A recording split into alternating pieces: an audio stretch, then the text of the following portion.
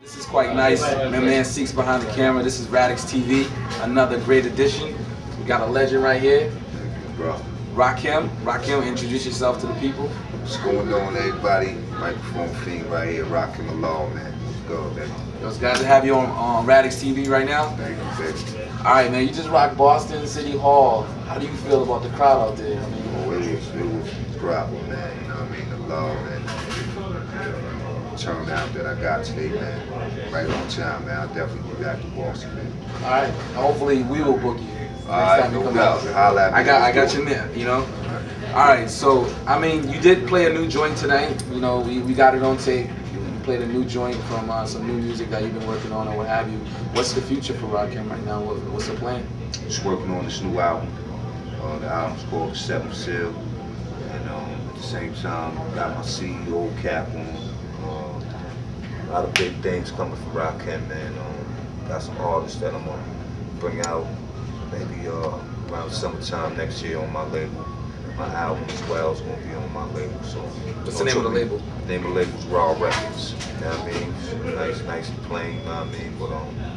But yeah, man, just trying to, you know, like I said, put my CEO cap on and stay focused, man, and continue this great legacy that the world has blessed me to be able to put forward. That's great. And it's kind of funny because recently I just watched a VH1 special about hip hoppers and their wives. Did you see that? No. It was about like hip hop dudes that are like famous, like LL Cool J, you know, and how they're really family oriented. You have your wife here. And that's a beautiful thing to bring her on the road. If you want to get is that okay? Yes. All right. So you get a shot at her.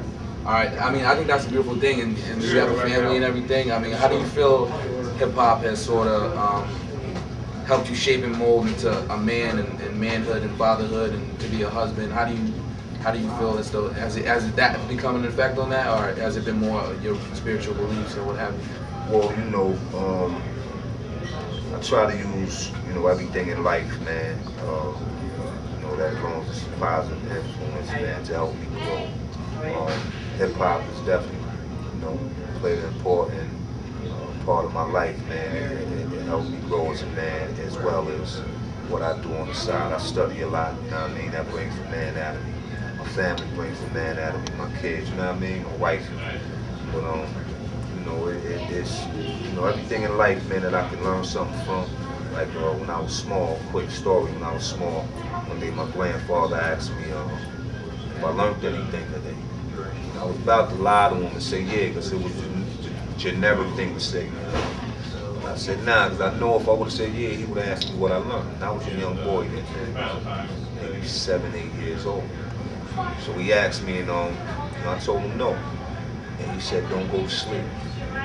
And that stuck with me, man. So I try to look for, if you learn something today, then your day ain't wasted. So I try to look for something, man, whatever it is, man. If it's, sports, if I'm playing music, you know what I mean? Music is so, inspiring itself. But, everything in life, man, you know what I mean? I try to let it, stick to me and keep it with me. That's beautiful. I think I read somewhere that you used to be quite the athlete. Yes, sir. Yes, sir. Let the people know what you used to do. Man. I used to play football, man. It's still a dream of mine, man. It's like, I watch football today and, maybe running, I'm leaning to the side, or, you know what I mean? It's one of the things, I guess, that I'll never finish in my life. So, it's one of them incomplete chapters for me. But I played football, man. Played quarterback in Long Island.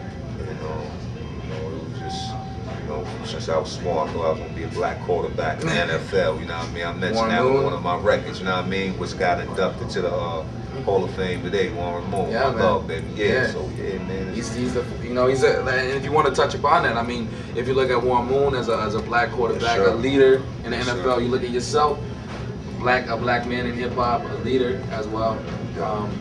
Like, how do you feel as though people to me always say, RAKIM has changed hip hop, and I sort of hear that perspective.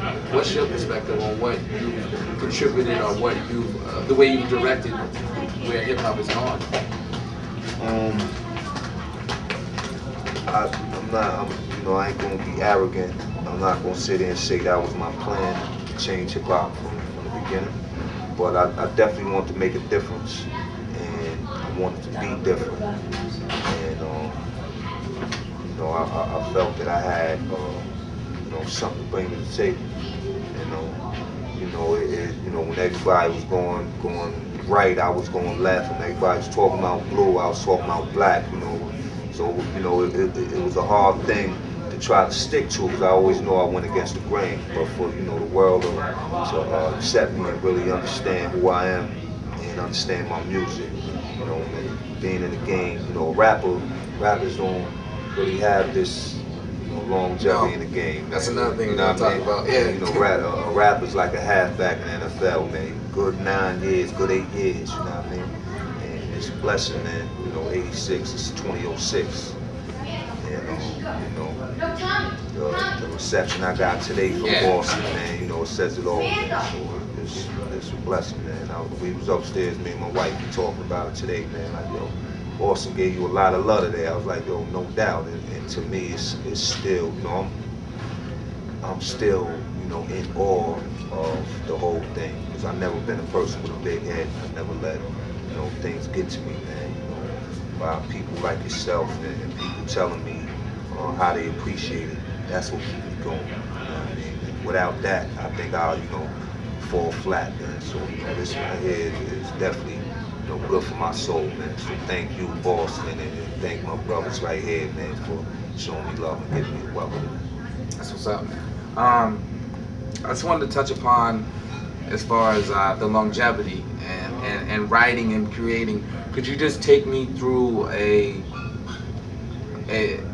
like, how does RAKIM come up with the verses, the darts, the metaphors, the storytelling? Like, what goes to your mind? Is there certain things that you're doing to get certain things out of yourself? I mean, what do you do? Well, my little MO method of operation, man, is a little crazy, man. But you know, it is what it is, man. You know, I like zoning out with the track, trying to see what the track look like visually. You know what I mean? And it gives me, you know, and that comes from listening to jazz music when I was small. Because a lot of the music that my mom used to play didn't have words on it, but the music itself set the scene, put you in the mood, and really told you what they was trying to do. So, listening to music, I try to see what the track is calling for. And once I get that, whatever it is, man, you know what I mean, from, you know, Who Is God to Casualties of War, like whatever I think the track is saying, that's what I try to put on the track. And you know, sometimes it's you know, it's exhausting sometimes, man. My wife is there, she'll tell you, she see what I go through. You know what I mean? I don't like to go down and sit down and just write the first thing that comes to my mind. I sit there sometimes for, you know, an hour before I write, spend a few hours before I, you know, started to write. Sometimes I sat there and looked at an empty notebook for 2 or 3 days. You know what I mean? Some people may think it's writer's block, or some people may refer to it as whatever. But I don't believe in writer's block. I just like to dig deep, man, and not settle for the norm, man. You know what I mean? So, you know, it take me 3 days and 3 hours or 3 months to write a song. I let the cause take itself, man. You know what I mean? I like to be numb when I write. A lot of times that's what you can feel. You let a lot of, you know, expressions go through your, you know, come through your physical form, man. But, you know, I love writing, man. You know, it's gonna be hard for me to put the pen down. You know what I mean? Because where I'm at right now, you know, I feel that I'm more better now than ever. You know what I mean? I was young when I first did my first album. I was 17. I didn't know life. You know what I mean? I didn't know the world. You know what I mean? But I was eager to try to understand it. But, you know, I'm a little more conscious now. You know what I mean? I think I'm a little more witty with words. And got a better understanding on life. So I think I'm a little better now than ever, man. So, you know, it's gonna be hard to put down the pen. We don't want you to put down the pen. Well, up, man.